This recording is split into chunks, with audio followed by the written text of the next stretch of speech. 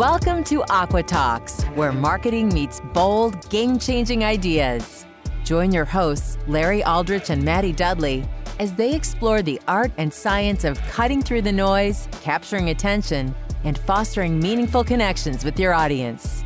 Whether you're a destination marketer, government contractor, or simply passionate about the transformative power of marketing, Aqua Talks offers engaging discussions, fresh insights, and actionable strategies designed to inspire and inform. Hello, and welcome back to Aqua Talks, the podcast for marketers, whether you're just getting started or you are already a pro within the industry. My name is Maddie Dudley. I am the Public Relations Director for Aqua Marketing and Communications. This podcast is brought to you by Brensis Technology, LLC, and I'm joined by my co-host, Larry Aldrich. Hello, my name is Larry Aldrich, President, CEO of Brensis and Aqua Marketing and Communications. Today, we're visiting here and having a conversation with Oliver Kugler with Visit St. Pete. Hello, Oliver. Hey, Larry. Hey, Maddie. How are you? Great. Thank you so much for being here today. Oh, it's my pleasure to be here. Thank you very much for the invitation. So tell us a little bit about your background and your title with Visit St. Pete Clearwater. So my background, I've been with Visit St. Pete Clearwater now for over 2.5 years. Very excited to be joining the organization. Prior to that, I spent well over 37 years here in Pinellas County, mainly as a resort hotel sales and marketing director. So even for those 37 years, I was always working with Visit St. Pete Clearwater. They were an extension of my sales and marketing department. And then going back even before the sales and marketing, I was in food and beverage operations. I actually wanted to be a chef. When I first got started, when I was very young, and love cooking, still love to cook to this day.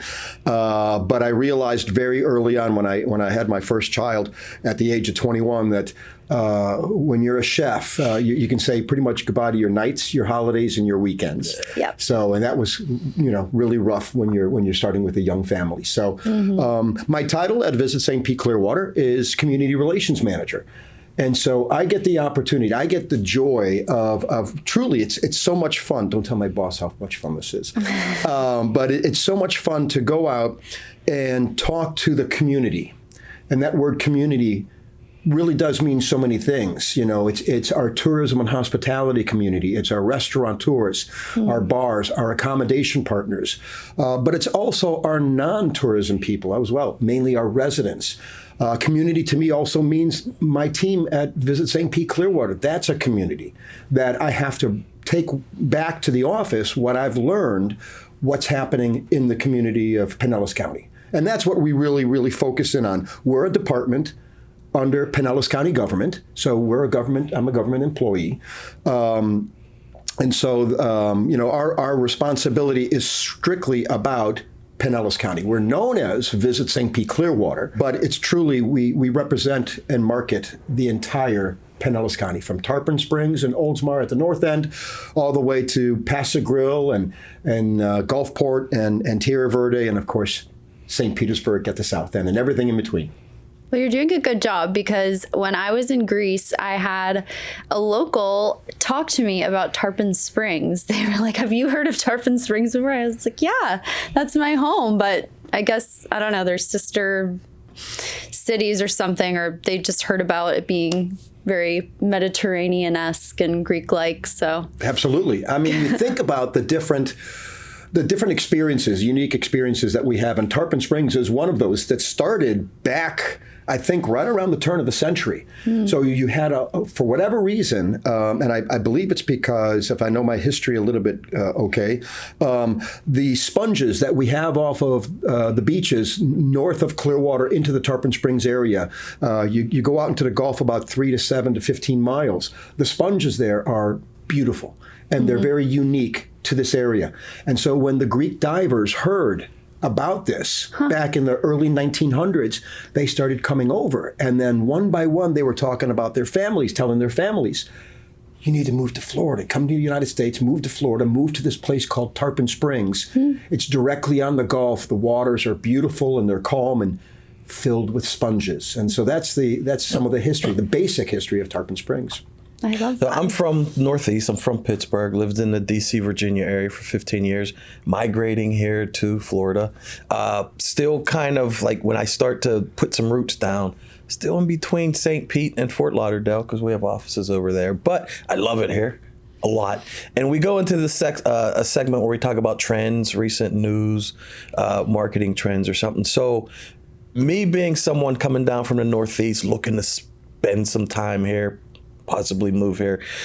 What sticks out to you if you were a marketing trend or some news that you would want to just bring up to talk about, especially for newer people like myself, about the area? So, Larry, that's a really great question there. Great information. You're touching on a variety of different things that we are doing from the marketing standpoint in the marketing team and our external marketing partners. First and foremost, we just started a brand new fiscal year as of October the 1st. And so we brought on a brand new advertising agency out of Chicago, Illinois called Envision It. They do have a satellite office here in the Tampa Bay area, which is great. But we had our previous agency with us for, I think, about 15 plus years, and they were fantastic. But I think it's great to have a fresh set of eyes on the destination, especially people who are based in one of our key feeder markets, the Chicago area, the greater Chicago area. And we're up there huge with our marketing. Think the I-75, I-95 corridor. I mean, that's our big domestic bread and butter right there. So we've got two elements that we talk about. We talk about that particular visitor that lives outside the state of Florida in those two corridors of I-75 and I-95. I mean, listen, it's starting to get cold up north. I was just in New York a couple of weeks ago visiting the kids and the grandkids. Why they moved to New York, I'm not quite sure. They were born here. But anyhow, and it was so fun. I took my grandkids who were off on a Thursday morning. I took them to Coney Island. I'd never been before. All the trips I've done to New York, I've never been to Coney Island. So we get on the subway out of Brooklyn, and of course I'm wearing my VSPC swag. I've got my white hat on that says Visit St. Pete Clearwater and stuff. And I'm sitting down in the subway, and my grandson, Oren, says to me, "Hey, Papa Dukes, that picture up there has got the same logo that you've got." And I'm looking up, and it's one of our ads that says Visit St. Pete Clearwater for the beaches and so much more. And so we talk about Visit St. Pete Clearwater, and the greater Visit St. Pete Clearwater has been known as a home to America's best beaches for years and years and years. We didn't necessarily create that. It was organizations like TripAdvisor, Hotels.com, Travel and Leisure Magazine, USA Today. They would send out these things to their consumer, their readers, and say, "Hey, name me your best family beach. Name me your best romantic beach." And consistently, the beaches from Honeymoon Island at the very north end, all the way down to Paso Grill at the south end, and all little communities in between would consistently rank in the top 5 domestically in the United States. And St. Pete Beach, I think, got number 7 in the world by the readers of one of these publications. So we're hammering home about we do have the best beaches. But the new campaign is this ampersand. It's so much beaches and more. So yes, we've got some great beaches. Wonderful thing. But not everybody wants to go to the beach every single day, or sometimes you've been on the beach too long, got to get a little break from the beach. What else is there to do? We talked about Tarpon Springs and the sponge docks and the Greek village of Tarpon Springs. You go through Dunedin, the Scottish heritage of Dunedin, and this cute little walkable town. Then you talk about Gulfport and its eclectic little community that it has. Most of the artists that have studios here in St. Petersburg live in the Gulfport area. We've got some great restaurants over there. Downtown St. Pete. I just heard a story recently that the young people that are coming to downtown St. Pete, it's the new Brooklyn, New York. So that's one of the areas that we're targeting. Obviously, it's outside the state of Florida. But since the pandemic, which for me started in March of 2020, we've had so many people move to Florida. And so many people move within about a 60-mile, 80-mile radius of the Tampa Bay region. If you haven't been to Pasco County in a while, Zephyr Hills, Wesley Chapel, the subdivisions that have opened up in those areas, it's massive. I mean, dozens of subdivisions, each one with at least 50 to 100 brand new homes, and these are all brand new residents to Florida and our area. And do they know that America's best beaches and so much more are less than an hour away?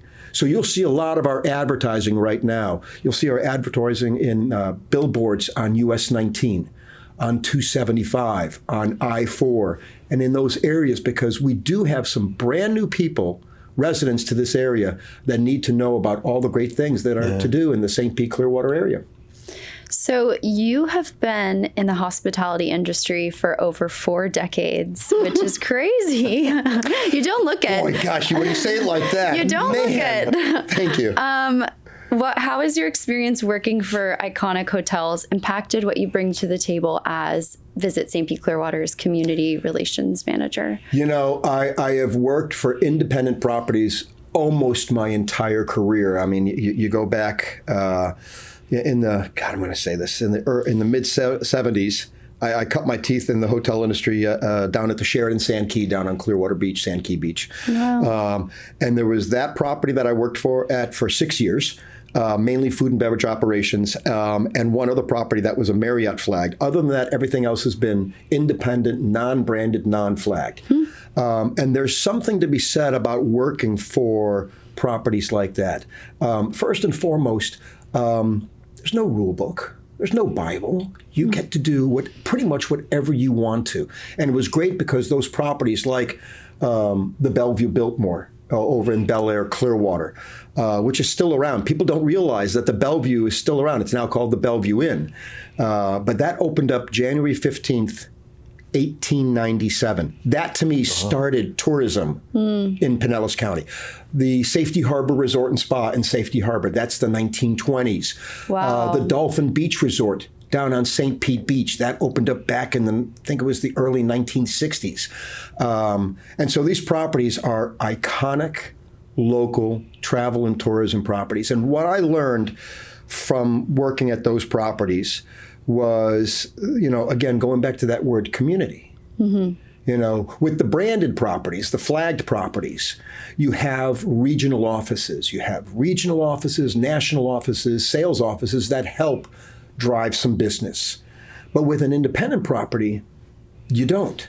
So the importance of reaching out to our local Chamber of Commerce's, staying in communication with Visit St. Pete Clearwater. I worked with Visit St. Pete Clearwater when I was on the hotel side virtually weekly. I was always telling them what was happening at the hotel, what promotions we were doing. They were working with me, asking me if I could host a travel writer, if I could host a travel agent or a tour operator or a meeting planner. I would sponsor breakfasts, lunches, dinners, tours, so on and so forth. So that word community and that word and working with those partners, our chambers, the Florida Restaurant and Lodging Association and Bay Area Concierge Association, Skull International Tampa Bay Chapter, working with all those organizations was so enjoyable. And what it does is it brings people into the properties, experience the property firsthand, and now they are acting as part of my sales and marketing department because now they're going out and talking about an experience they just had at one of my properties. But I do have to say one thing. It was great working at those properties. I love those properties. But as I mentioned earlier, when I started at the Sheraton Sand Key, which, by the way, is celebrating its 50-year anniversary here in 2025, there's a gentleman there, and he's now taken the title as I guess we would call him either CEO or Chief Operating Officer. His name is Russ Kimball. And he was the third employee hired at that property back in 1975. He was hired as the assistant general manager. And watching that man every single day and what he did as first the assistant general manager and then promoted very quickly to the general manager, just an amazing man and in tourism and as a community leader. Your roots run deep. Yeah, wow. And so deep. Speaking of the hospitality, how do you believe the hospitality industry has changed since you started? At how old? Okay, let's see. My dad and mom, we came down on vacation in 1969 to Indian Rocks Beach from Chicago. Lived just north of Chicago in the Wilmette, Evanston area. And mom and dad fell in love with Indian Rocks Beach immediately. Dad met the owner of the little Ranella Motel down on Indian Rocks Beach, about 45, 50 units right on the Gulf of Mexico. And so the guy offered my dad a job to be manager of the motel. And so as quickly as we could get back up to Wilmette and sell all our stuff, sell all the house and everything like that, the whole family moved down, myself and my 3 older siblings, mom and dad. And so dad was managing the hotel. And I'm thinking, this is great. I'm coming from Chicago where it's, 8 months out of the year, it's brutally cold and, gray and stuff like that. And I've got the beach right there. Oh my gosh, I'm going to be swimming in the pool every single day. And just as I'm getting ready to jump in the pool, my dad's grabbing me by the t-shirt and pulling me back. Oh, no. I need you to pick the weeds over here, and Mr. and Mrs. Smith, they need their help with the luggage and stuff like that. So at 9 years old, I was, helping guests with their luggage, picking weeds. I probably was vacuuming the pool and maybe even making beds at that time and stuff. So if I wanted to enjoy the pool and the stuff like that, I had to do a little work around the hotel. But it was interesting because I really loved it. People coming from all over the world, literally, to come and enjoy our beaches. And some of these people, especially our international visitors, they save up sometimes for an entire year to come and spend a week on a place that we get to take advantage of every single day. So they were happy to be here. They were ecstatic to be here. And their enthusiasm and their joy of being here, it was infectious. And I'm like, God, this is so much fun. This is great. I spent a month on St. Pete Beach every year since I started with Aqua. So for 2 years now, I spent a whole month on St. Pete Beach, and I'll bring my whole family. My immediate family consists of me, a dog, and my kid. But I bring my mom, my dad, my brother, his family, my sister from Houston, Texas, her family. Her husband loves to fish, and I see these piers that people are fishing on, and I'm trying to send him to all these different places. And so we come down. We spend a lot of time on the beaches there in St. Larry, Pete. What's your favorite place in St. Pete Beach to stay? Are you staying in an accommodation or a short-term rental? I look at Airbnb, but there's this hotel over near St. John's Pass. John's Pass? Yes, and I stay literally can walk right there. Okay, so then if you're staying on the south side of John's Pass, the bridge, yes. If you're staying on the south side, you're in Treasure Island. Okay. You're in Treasure Island. There's some great properties. Matter of fact, I spent 13 years at 3 properties. I had 3 condo resort hotels. The big one was Sunset Vistas Beachfront Suites right on the Gulf of Mexico. We had 159 units, 2-bedroom, 2-bath, and 6 3-bedroom, 3-bath. And then my sister hotels were Crystal Palms, just directly across the street. And a little further south was Provident Oceana. But you've got seen that one. Yeah, but you've also got the Bilmar Beach Resort that has been there since the 60s. And you go around, I know there's the Treasure Island, and then a little further over is the St. Pete Beach area. And it's always booked. No matter how, I've tried to find places almost a year out. Well, now you have an in. It's always. That's the reason we invited you here today. That's it. Just the connection. I know a lot of people all over the place, and I just. But I love learning more about where people love to go, because all of these communities that we have, our beach communities specifically, there's a huge difference between St. Pete Beach. And then Clearwater Beach. I mean, Clearwater Beach has a lot of these newer properties, the JW Marriott, the Opal Sands, the Opal Soul, the Sand Pearl. Then you've got these cute little properties, some of the really boutique mom and pops, if you will. Then you've got the Wyndham Grand. The Hyatt Regency just got the #1 best hotel in all of Florida by the readers of, I think it was either Travel and Leisure or Condé Nast. Oh, wow. I stayed at the Hyatt here in St. Pete a few times, and I went and joined. For some reason, I was thinking it was a Hilton, and I was like, all right, I'm just going to go and do the honor points. So I ended up doing Hilton when I was staying at a Hyatt. So now I got hundreds of thousands of Hilton points. There you go. And I'm like, well, why can't I stay? Oh, shit. There you go. So I stay at Hiltons all over the place while I come down. Right. Then I rent Airbnbs and Verbos and stay on the beach. And remind me the name of this park. It's a national, I believe it's a national or state park. And there's a dog beach there. There's lots of sports going on. What area of Pinellas County? Okay, it's if you're going towards the... Are we talking South County? off of St. Pete Beach. Are we talking Fort DeSoto? Fort DeSoto. There you go. Yes. Is that not the coolest place? You're an Yes, it almanac. is.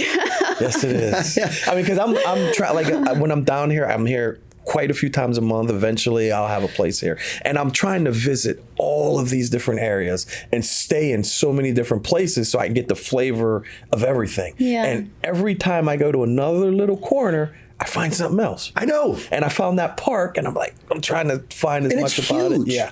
Yes. It's huge. First off, you have the fort, the actual Yes. Fort DeSoto Fort, which Yes. is so cool to go through. And then from there, I believe it's the Hubbard family that runs the ferry service from Fort DeSoto Yes. that takes you over to Egmont Key. That's another area that you've got to go explore. Yeah. And then you've got another fort over at Egmont Key. So the history that we have here in the greater St. Pete Clearwater area is amazing. Did you know that Fort DeSoto has camping and campsites? No, I didn't know that. Rustic camping for I've tents camped only. there. Yeah, isn't it great? Yeah, The it views was. are stellar. Yeah, it was beautiful. So, and then you've got the dog park of Fort DeSoto, Yeah. and then it's also a major, major destination for the kite boarders. Have you seen these guys Yeah, and I've girls seen them, with yes. these? I mean, I can barely walk and talk at the same time, and these guys have got boards under them. They've got kites doing this, but it's a great place, and you're all this overlooking Tampa Bay and the Sunshine Skyway Bridge, and then of course the water and the beach. You can launch your boats there. There's kayaking there. There's fishing there. You can get off your kayak and start fishing. You can fish on your kayak. I've seen that. I'm like, how are they doing that? And then the access from the boat ramps and Yes. from the beaches over to Shell Key, which is an Yeah. island on the north side of Fort DeSoto. The only way to get there is by boat to Shell Key. And the water is just beautiful. And Yeah. I think it's one of the few places in Pinellas County where you can actually tent on the beach. I believe Shell Key allows primitive tenting. So I whatever actually you camped there You too. see? You gotta tell For us my more about dad's it. birthday. Yeah, Isn't it great? His 50th birthday. Yeah, it was. It was fun. It's beautiful over there. Yeah. Yeah. Gorgeous stuff. I'm a Yankees and a Pirates fan, but I also went to a few Rays games. When I brought, my son went down. It was the first time I was ever in an indoor baseball facility. Interesting, isn't Yes, it? yes. I mean, I hope and I cross my fingers that we can keep the Rays in St. Petersburg. I think Me we've got a too. beautiful facility here. I think we can make it a beautiful destination. And I can tell you from my time at being on Treasure Island and St. Pete Beach for 16 plus years that the fans of the visiting teams, they will check the schedule. When are we playing the Rays? And they'll make their travel schedule to come and visit the Rays games because it's typically a 3-night game, right? So they're hitting our beaches during the day, they're hitting our museums, our attractions, the restaurants and the bars, and then they're going to the games in the evening. I've not being from here, seeing it from an outside perspective, I thought it was an amazing location. You can stay at any hotel you want. You can walk up and down Central and just walk right over to the stadium. You can walk out of the stadium. You can hang out at any of the bars, restaurants, anything up and down Central. And me and my son loved it. Yeah. Right next to It's like Ferg's. we've gone to Shout out to Ferg's. if you go to PNC Park in Pittsburgh, beautiful park, but it's kind of off the beaten path a little bit where Heinz Field, well, Aqua Stadium now, but Heinz Field. Yeah. So it's still going to these locations. We like sporting events. That is an amazing location where you can just walk. Yeah. And there's so much to do and see and be a part of, and the stadium's right there. Well, and a shout out to Pinellas Suncoast Transit Authority and the Sun Runner, I think it is. yeah. So the Sun Runner will take you from the beaches, St. Pete Beach, right up to Tropicana Field and then into downtown St. Pete on that great loop. And then Is it still free? No, it's not free, Okay. but it's ridiculously inexpensive. Yeah. And they've expanded the route and the service so that now you can literally, if you were in Tarpon Springs, you could catch a trolley or a PSTA bus, Pinellas Suncoast Transit Authority bus, come down from Tarpon Springs through Palm Harbor, through Dunedin, into Clearwater Beach. You're getting this killer view, and then you end up St. Pete Beach, you jump on the Sun Runner, and then you're at the Tropicana Field or downtown St. Pete. What a great way to see our area. Yeah. Yeah. So funny enough, we were in Chicago, your hometown, when we met you. Yeah. When our paths crossed. So we were getting on a bus going to the Hard Rock, the House We of went to Blues. House of Blues. House of Blues after party, and I saw that you were wearing a Chad Mize special Tokyo, London, New York, St. Pete shirt. I don't know if that's the right order, but that's how we met you. I'm curious what your biggest takeaways were from the conference, Destinations International, that we were at. So that was a great conference. And I think DI, Destinations International, did a fabulous job here out of Florida and out of greater Tampa Bay area. We had great participation in that. And I know that my CEO and president, Brian Lowak, for Visit St. Pete Clearwater, wanted to get there as well as my Chief Marketing Officer, Steve Grimes, and the rest of the team wanted to be up there. There was a conflict of shows, so I was able to represent Visit St. Pete Clearwater. Chicago did a great job of hosting us. They called in the special weather, which was fantastic, and all the other locations. But truly, I think the big takeaway there, again, was how important it is as an industry, no matter where you're from, that we're all going through certain different types of issues, obstacles, if you will. But right now, the big obstacle I think that we're going through as United States of America and tourism and travel is we're seeing let's not sugarcoat this. We're seeing a decline of our visitors from Canada, our number one international market here in St. Pete Clearwater. The Canadian visitor accounts for well over 550,000 visitors a year. I'm not sure exactly what the number is into Florida, but I know it's our number one international market. And so in the United States, I read a lot of information that comes from the USTA, United States Travel Association, and they're showing some significant double-digit decreases coming out of Canada, both flight as well as driving across the border. So we're getting a lot of information. Look at states like Maine and Vermont. That are right there on the border, that you have a lot of Canadians that will come over and hang out in Maine at Old Orchard Beach and stuff like that. And a lot of the folks from Canada are just saying, you know what, we're not going to come this year. And it's sad to hear that. Now, I live in a condo down by Indian Rocks Beach. I have a lot of Canadian part-time residents that live in this condo. They're still coming. They know that Florida and St. Pete Clearwater is still an amazing value. And so they don't have any plans not come here. They've got property here and so on and so forth. So communicating that message to our Canadian travelers and friends up north that, hey, we still love you. But it's happening all over. It's happening in Arizona. It's happening in California, Las Vegas. So being able to go into some of those seminars that we went into and talking to the folks from Las Vegas, their numbers have decreased significantly with their international travel as well. Wow. And what you have right now is you have a lot of other international destinations that are doing some amazing packages. I mean, look at Mexico. They're all inclusives. They're doing some beautiful packages right now, and it's like amazing. Caribbean is doing some great stuff, and then the cruise lines. I mean, it's almost more expensive to stay at home. And this is not a shout out to the cruise lines. I don't want to lose any business, but I mean, we got Margaritaville cruising right out of the Port of Tampa. And they've got some great packages right now. So we've got a lot of competition, not only as Visit St. Pete Clearwater and not only as Visit Florida, but, Brand USA. And we've got to really partner together, and we've got to really lift each other up. And because we've got to maintain this market share, because there's a whole bunch of international travelers out there. And right now, they're thinking about where they're going to go next summer. This is the planning stages for our international travelers. Our key international offshore market is the UK, Ireland, Scotland, and then Germany in that order. And then you have, UK first, then Germany. And then you've got the Latin American market, which is really coming along immensely as a major origination of international travelers into the greater St. Pete Clearwater area. But they're planning those trips now for summer right here in October and November. And so we really got to get out there, let them know that we're open, let them know that we're here, that we've got the best value and so many great things to do, not just the beaches, but so much more. So the DI conference we did, it was great connecting with so many other destination marketing organizations, other CVBs like Visit St. Pete Clearwater, and sharing some information, which is great. That's great. That's, as a community relations manager with Visit St. Pete,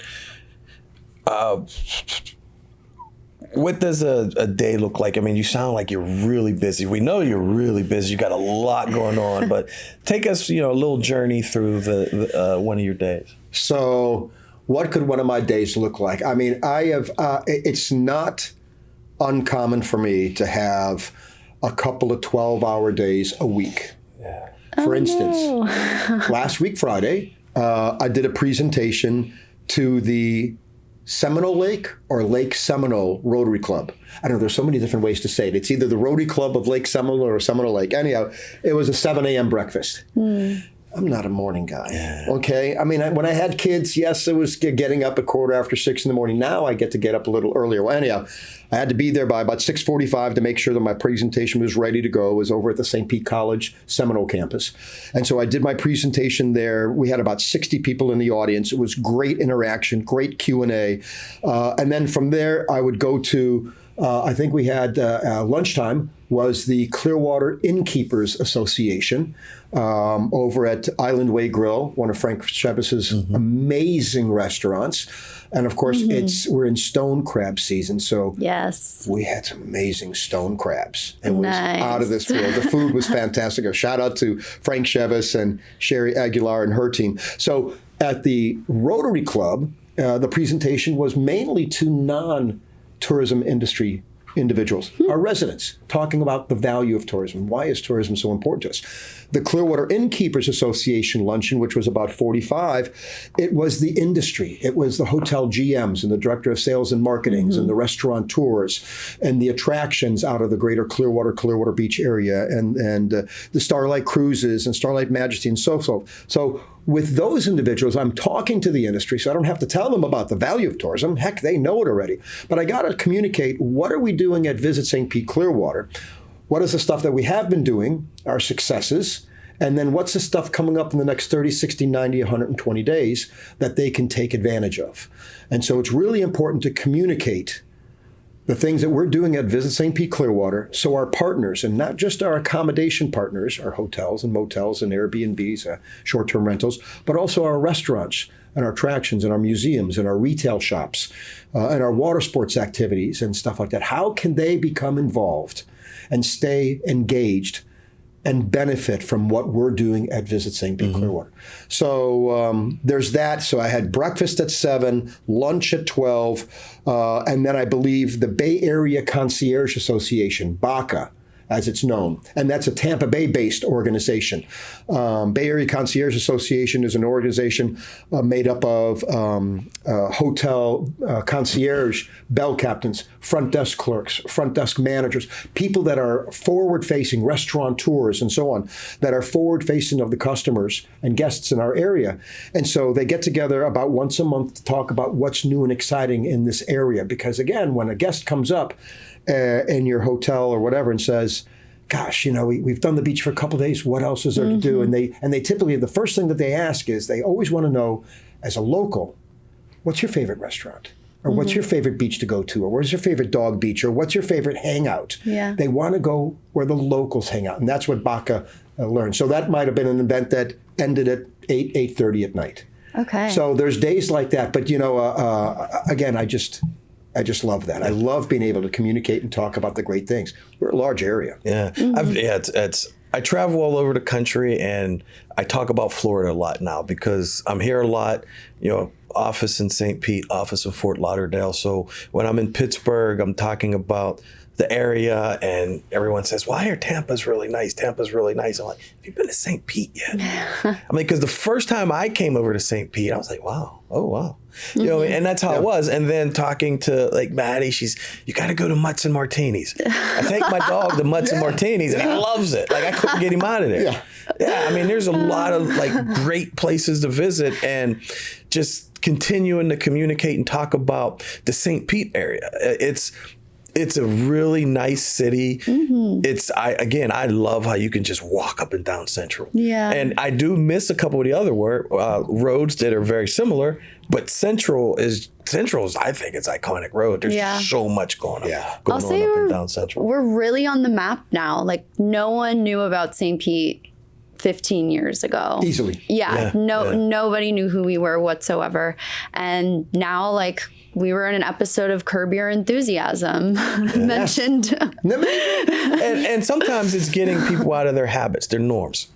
Right. Example, Pittsburgh area. Everyone in the Pittsburgh area, 4 years, they go to Ocean City. Yeah. Every now and then Myrtle Beach. Sometimes you got to try something different. Yeah.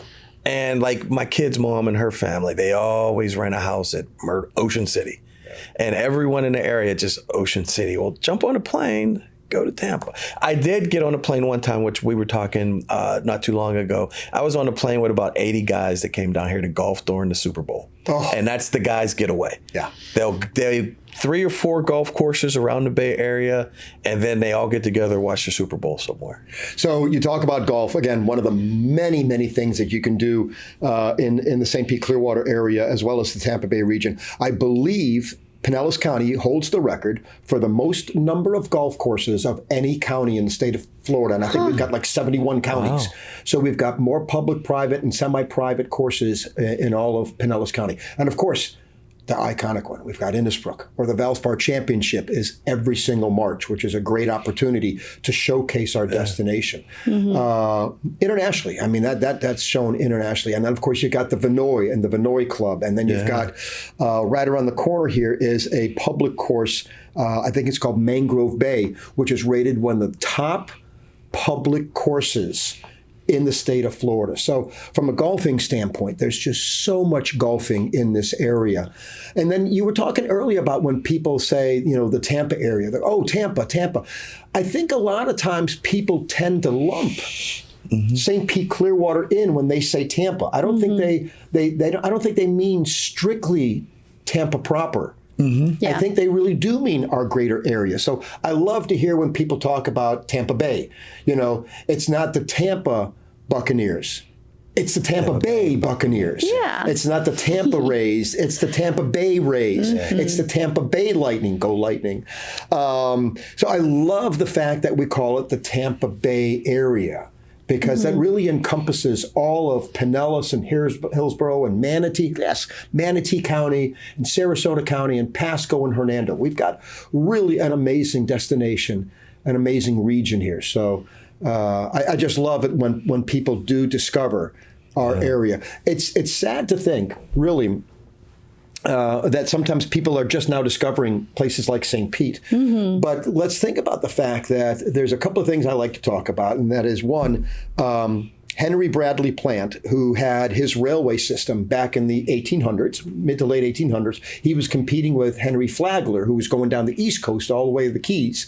Henry Plant was developing the West Coast. And the idea back then was if you owned a railroad, you would build hotels along the way that would build traffic for your railway, and then you fill up your hotels. And that's how Flagler was so successful. That's why, Daytona and St. Augustine and Fort Lauderdale, Miami, all the way down to the Keys were so successful.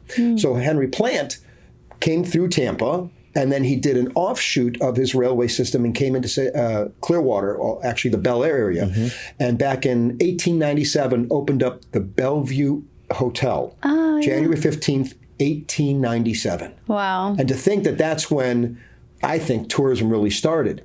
And then you have the dog track, the Derby Lane, that opened up around the mid-1920s and stuff. So people were coming to St. Pete at that time. The Vinoy opened up in the 1920s. Safety Harbor Resort and Spa opened up in the 20s. The Don Cesar. I mean, so you do have some of these amazing properties that are still around today that opened up in the 20s. The other thing to think about, this is a little tidbit that I like to share. The very, very first commercial flight where somebody paid money to fly from point A to point B in the world happened right here in St. Petersburg, Florida. And it was January 1st, 1914, where the mayor of St. Petersburg flew from here to Tampa to meet with the mayor of Tampa, which normally would take about an 8-hour one-way drive. Whew. And he flew, and it took him 45 minutes. Wow. Commercial aviation started right here. Yep.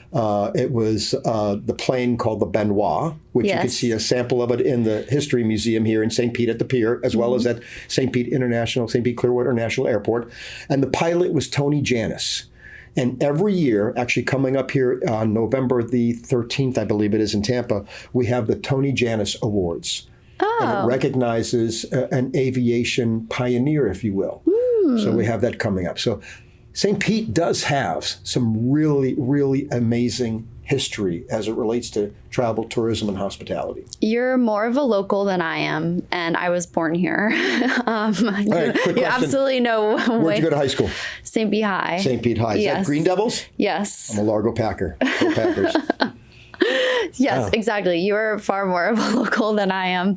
I'm just learning so much. But in the world of marketing, how do you go from us being a hidden gem, however many years ago, and now, I mean, we're absolutely shifting that language. Like, what are you communicating to partners of the high points or just like the talking points of St. Pete? We're not really the underdog anymore. Right. We're essentially like Brooklyn I mean, we're not Brooklyn or Miami, but we're early stage. And happily so, I think. Yeah. No, I mean, happily so, we're not Brooklyn and Miami. They have their own unique things about them.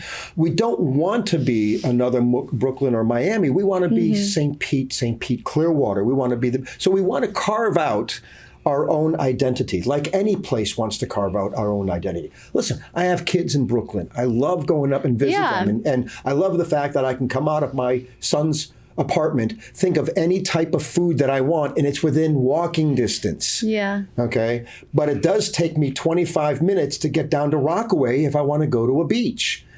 And Rockaway is not the beaches of St. Pete, Clearwater, you know? So, and I love the Miami area, and I love the excitement of the Miami, Fort Lauderdale area. But you know what? If I want to go sit on a beach where I've got the beach to myself, I can't do that in Miami, Fort Lauderdale, but I can do that on Fort DeSoto. I can find a section of Fort DeSoto or Indian Rocks Beach, Indian Shores, the Reddingtons, Madeira, Treasure Island, Paso Grill. I mean, that's my favorite. Caladesi Island. You can now walk to Caladesi from the northern tip of Clearwater Beach. Used to be completely an island, but one of the hurricanes that we had a while ago closed off that channel. So now you can walk all the way to Caladesi Island, Honeymoon Island. So I think it starts really with how do we take a destination that's been, as you say, your question was kind of like the hidden gem, the quiet, you know, and so on and so forth, and take it to the next level. Yeah. And it really starts with the visitors. You have to give them such an experience. Again, I'm talking about that visitor, that guest. First off, I got to tell you right now, I don't like that word, tourist. I'm sorry, I'm old school. Okay. I'm old school. When I go out of town, I don't want to be a tourist. I don't want to be. I get this bad connotation of what a tourist is. You know, somebody who's wearing dress shoes and dress socks and Bermuda shorts. That's with their camera on their neck. That's. I was thinking Birkenstocks and a fanny pack. Okay. So I like to call all of the people that come to our area, they're travelers, they're visitors, they're guests, they're adventurers. I mean, when you come to my home, you're a guest of my home. Okay. When you come to my hotels, when I was at the hotel industry, or my restaurants, or my golf course, you were a guest of my hotel. You were a guest because I am going to treat you with such care. And I learned that from a couple of people. I talked earlier about Russ Kimball at the Sheraton Sandkey, and then, of course, my mother, who was my first mentor.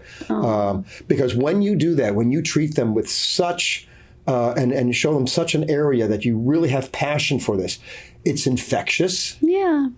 And they turn around and they go home, and they tell their friends and their family and their work colleagues and so on and so forth. And then it multiplies. It's a domino effect. And that's what we've been able to do from the 70s to the 80s to the 90s and now into the 2000s.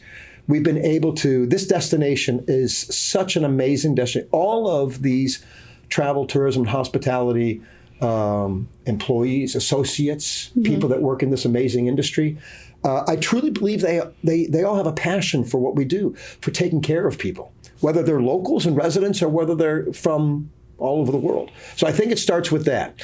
And I think once you get to that point where you get that visitor and that guest that's coming back year after year after year, they could go anywhere they want to, but they're coming back here year after year after year, 20, 25, 30 years. And then they tell their friends, and they're like, their friends are like, why do you go back to the same place? Oh, listen, it's the water, it's the beaches, it's the people, it's the warmth that we get. It's the fact that we can go to the Clearwater Marine Aquarium one afternoon, and then the next afternoon we're at the Dali, and the next afternoon we're over at Johns Pass, or we're at Sponge Docks.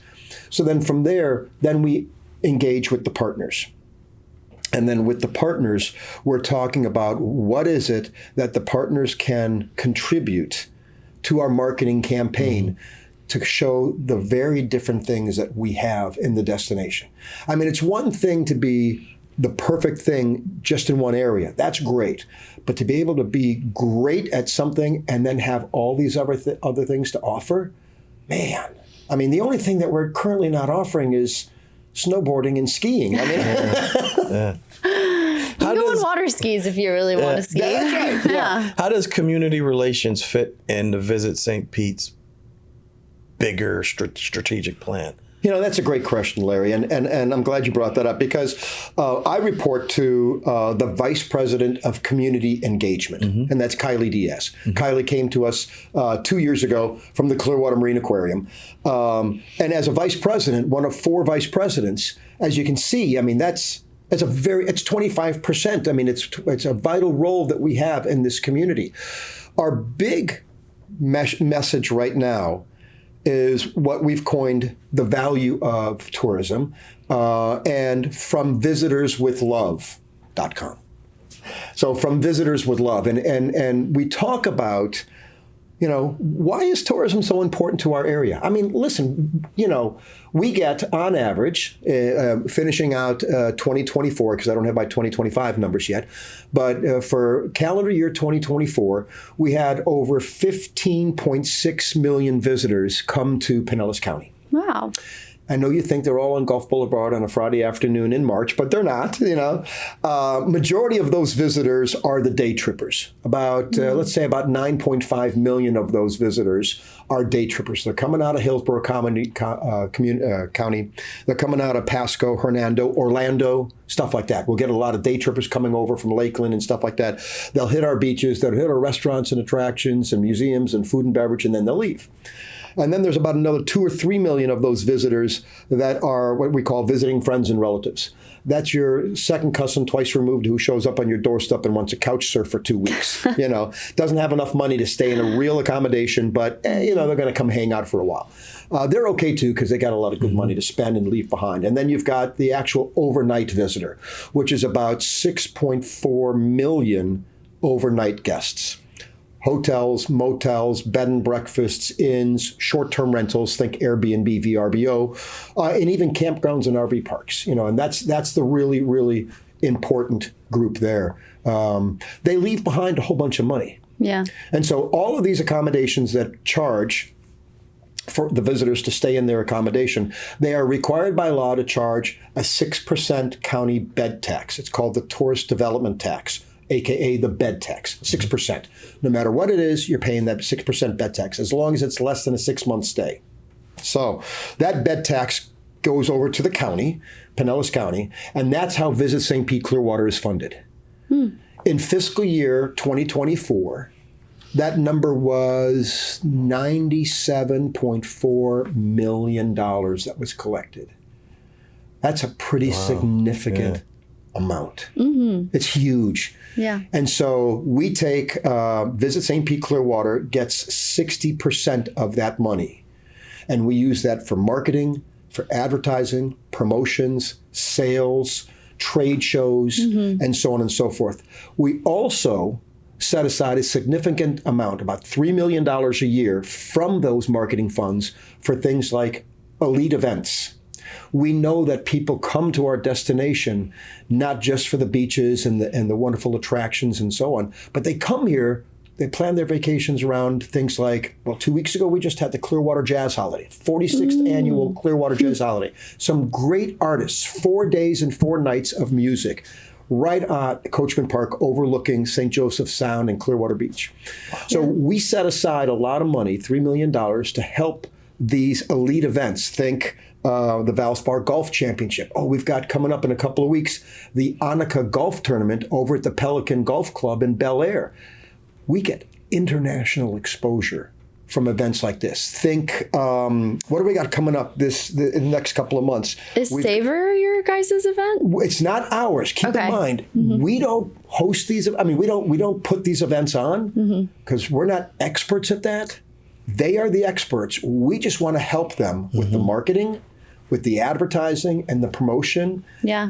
And that's our specialty behind that. You talk about marketing, that's our specialty. We know how to market the destination. So we're going to help market these particular events. We're going to help with marketing funds and sponsorship funds. Think Reggae Rise Up, which is here in St. Pete in I think February or March timeframe. Think the Firestone Grand Prix in March. That's a great one. Think Lovely the P1 event. boat races here that happened just last September off of St. Pete and the pier. We don't know how to necessarily run those events and put them on, but we do know how to market those events. So that's some of the stuff that we do. But the community side of it is vitally important because we need to be able to communicate to the residents of Pinellas County, why is it so important to have tourism, not only in the state of Florida, but in the greater St. Pete Clearwater area. And the main reason it's the main reason why we don't have a state income tax. It saves every household about $1,250 a year in not having to pay a state income tax. That's number one. That in itself is beautiful. And then you think about all the great things that we have. For instance, right now, starting on Indian Rocks Beach, heading south, is the Beach Renourishment Program. So we lost a lot of sand due to the storms. We don't use the H word, by the way, at Visit St. Pete Clearwater. We don't use the H word. We say storms. But anyhow, so we lost a lot of that sand. And so we couldn't wait any longer for the Army Corps to help us replenish the beach. So Pinellas County is doing it all on their own. Yeah. It's about $124 million to bring back the beach and the dunes. Right? And not one penny is coming from our property taxes. It's all coming from that bed tax collection. You know that 60-40 split I was talking about? It's that 40%.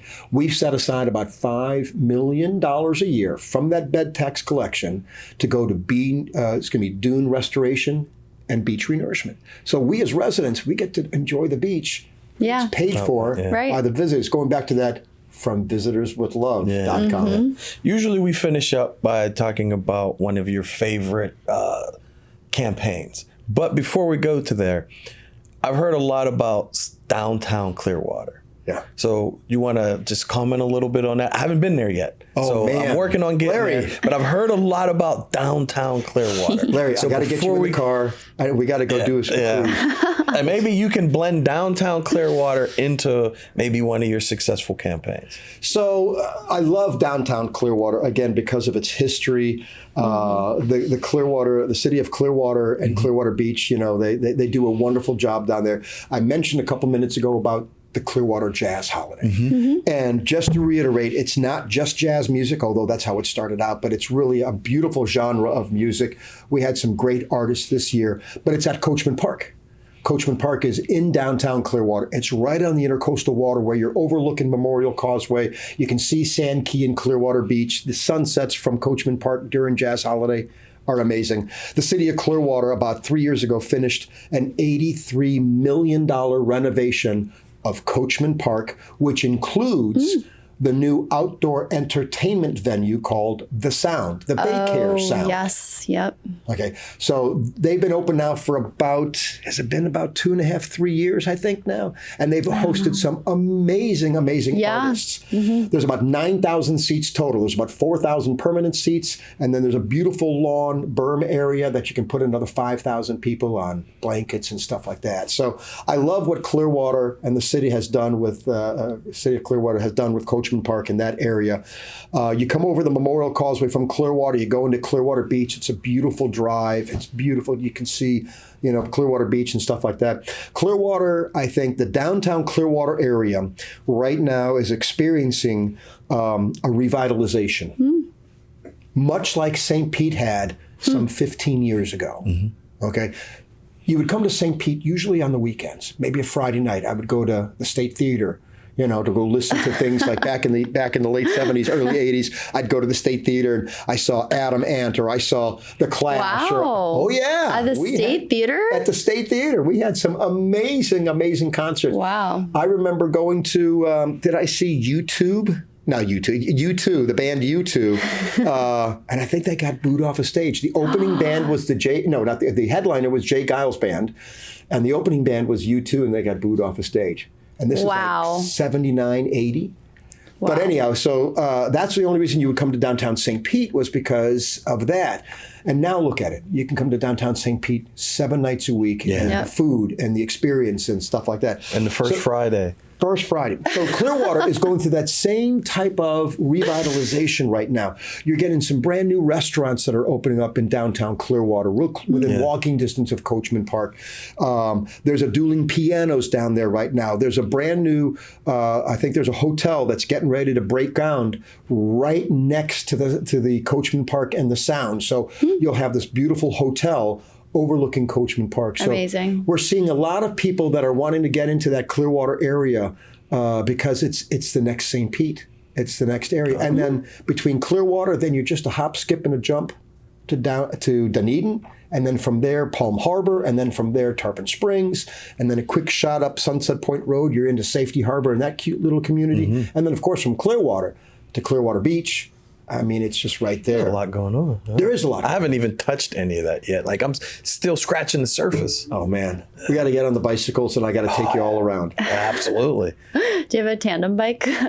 No, I don't. But I do have this monster beach cruiser that I built from the ground up. It's called a Fat Sand, where the tires are about 4 inches wide. Okay. And so back when I was a kid, I used to have this. Remember the old Schwinn Stingrays? Yeah. With the big handlebars and the banana seats and the sissy bar? I rebuilt it. Wow. So this thing is massive. And so I like to go riding the beach with this thing, and I get a lot of great comments. I have 2 mountain bikes. The tires are pretty thick, but not as thick as those big ones. Yeah. A lot of fun. Cool. Okay, so campaign. I know we talked about from Visitors with Love. Visitorswithlove.com. That's one campaign that's very successful. That's a lot of fun. We're having a lot of great fun with that. Our new campaign right now, which we're really, really excited about. I'm excited about. I didn't have much to do with it, but I am very excited about. It's Home to America's Best Beaches, and it's that ampersand, and the playfulness that we're having with this. When you talk about a room and board, it's like room and board. So you say room and you show a beautiful room of a hotel or an Airbnb, and the board, would be people on paddle boards, so you talk about room and board or something like that. Yeah. There's another one that's fish and chips. I love this one, where you show fresh seafood coming out of the Gulf of Mexico, brought right to your table, from water to table. So you talk about the fish and chips. You see a guy chipping out of the sand, so fun little cute things like that. We're running that campaign literally all over right now. You'll see it in our billboard. You'll see it in our print ad. You'll see it in our magazines and so on and so forth. I love that campaign. One of the campaigns I'm really, really happy about, I had a little bit to do with it. And again, that was last year after the storms, immediately following the storms, where so many of our partners were affected. And what I like to say is the media can be your best friend and your worst enemy in one sentence. And so it's our responsibility to set the narrative, right? It's our responsibility to get out there and communicate to the media and let them know truly what is happening in our destination. So last year, after the storms came through, and it was such a shame, because Steve Grimes, our chief marketing officer, and his team had an amazing campaign ready to rock and roll right before the first 2 storms hit. And it was about fall colors, and our fall colors of the aqua green waters and the white sand of the beaches and the amazing orange sunsets that we have here in the Gulf and stuff like love that. This fall campaign, the fall colors of the Greater St. Pete Clearwater is so cool, and I hope they bring it back for this year. Me too. But we had to put a stop on that real quick, and we had to communicate to the world that we were still open, Yes. that we were ready to go, that we were ready to welcome you. So how do we do that? Well, the campaign that we had before the fall colors was our Let's Shine campaign. Let's shine. Not only about the sunshine here in the Greater St. Pete Clearwater area, but everything that we have to go. So somebody came up with this great idea and say, well, what if we took out that word let's and we put in the word still? And we're saying, hey, yeah, we got hit, but we're still shining. And so we ran with that. And so somebody at the office had the idea, and it was election year last year, if you remember. So somebody at the office had the idea of doing these buttons, still shining. And I remember to this day, and Brian, our CEO and president, Brian Lowak, he'll say, guys, come on, that's even older than Oliver. That's really old school. Do you want to go buttons? And they're like, no, it's great because it's election year and stuff like that. So we printed up about, I don't know, maybe 4,000 buttons.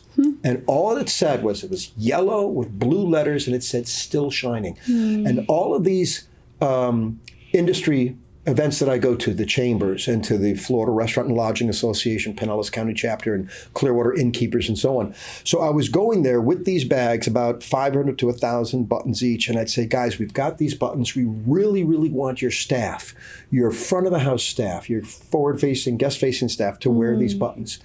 And so I remember we were at a luncheon. It was Clearwater Innkeepers and Frank Chevis with Baystar Restaurant Group. He's got all these great restaurants. And he goes, Ollie, Brian, this is awesome. I'd love to have some buttons. And I'm like, okay, Frank, how many would you like? Thinking he wants like 10 or 15. He goes, Ollie, I need about 400.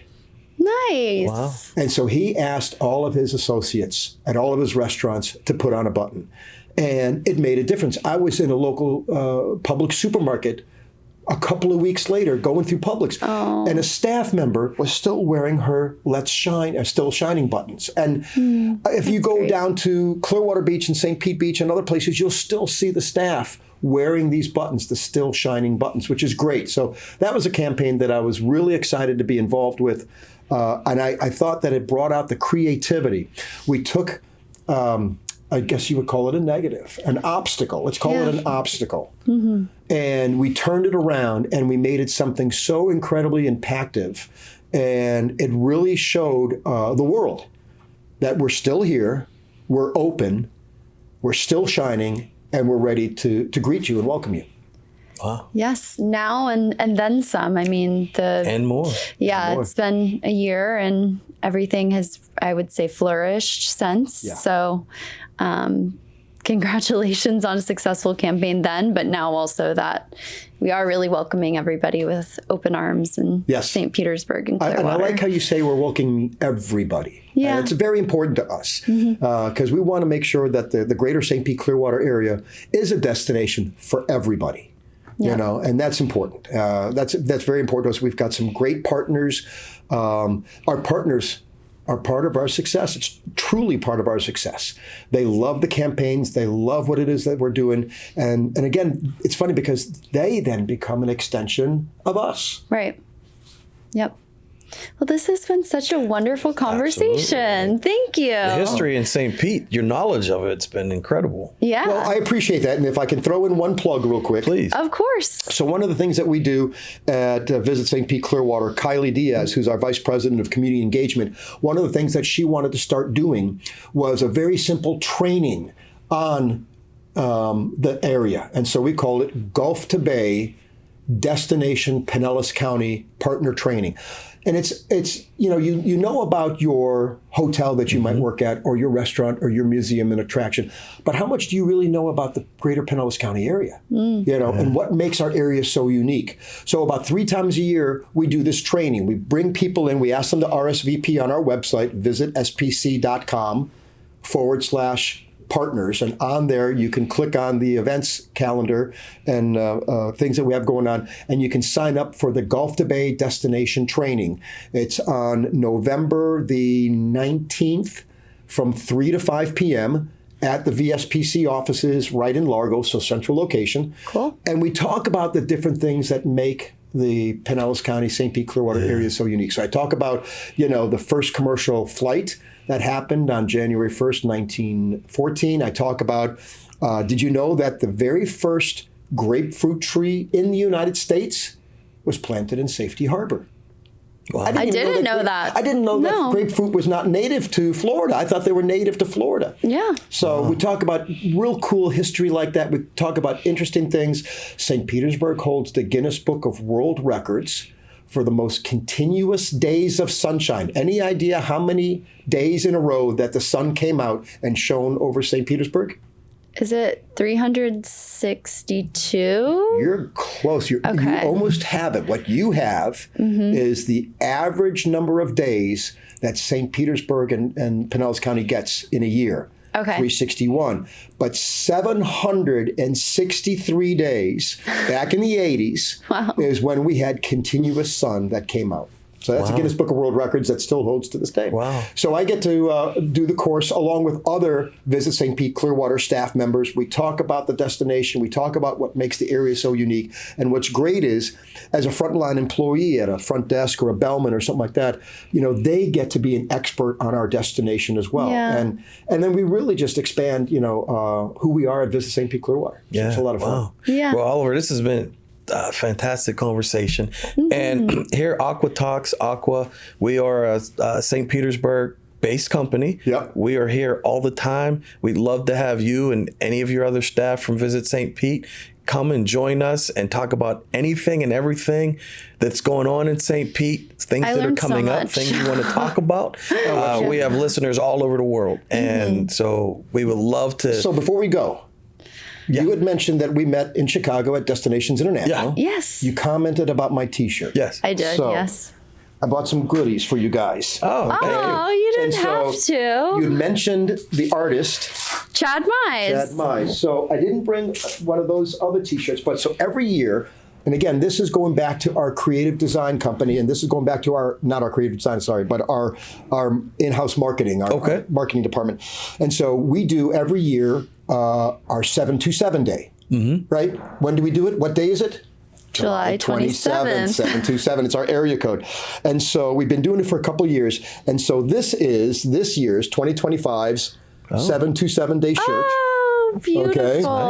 And who do you think designed it?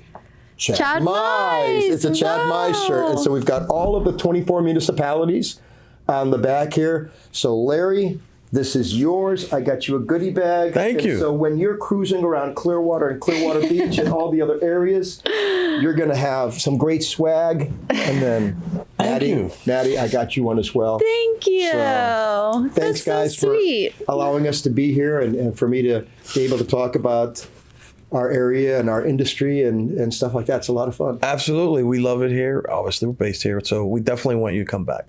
Would love to. Thank you so much. Truly a pleasure.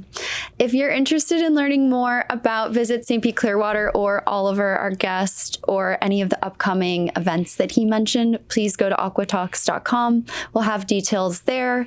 And we also have all of our socials there listed and Oliver's bio. So you can learn more there. Yeah. And we'll see you next time. You've been listening to Aqua Talks, where marketing innovation takes center stage with bold ideas and actionable insights. Ready to take your strategies to the next level?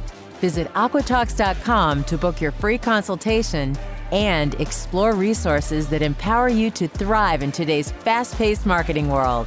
Until next time, stay bold, stay inspired, stay imaginative.